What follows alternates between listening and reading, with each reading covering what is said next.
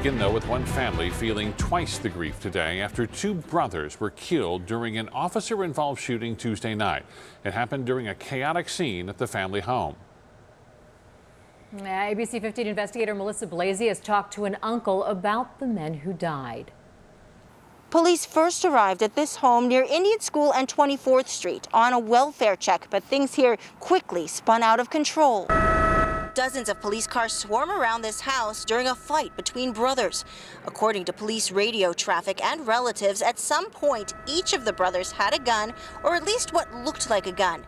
But the fight spilled into the backyard and confusion began about who had a gun and who was shooting. Looks like he's holding a long gun in the back. Like another unit in the back. We got one person down in the backyard, correct? Yep, I've got blood coming out of off of him. All right, what do we got on the front of the house? We need to get a team, get ready for some cover fire if we need it. Ultimately, police realized it was two officers who did fire their weapons. Relatives identified them as 44-year-old Emmett and 43-year-old George Cockerham. They were sons of a Phoenix firefighter. They took pride in the Cockerham name. And most of all, regardless of how they would fight amongst one another, if there was something going on with the family, they had no problem. Hey, I'll have to go move that furniture. Police were originally making a welfare check on the house, finding a domestic fight where the brothers lived with their mom. The mom left safely, but the brothers kept fighting. Their uncle says he does not blame police for what happened next. Officers say they fired after seeing one of the brothers pointing a long gun. What they did was they resolved the situation that was out of control.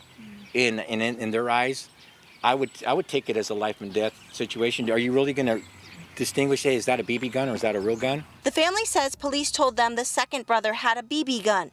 The family now trying to cope as the mother must bury both her sons.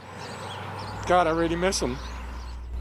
As this family grieves, dual investigations begin. One, to see whether the officers did anything criminal. The second, to see if they broke policy at all.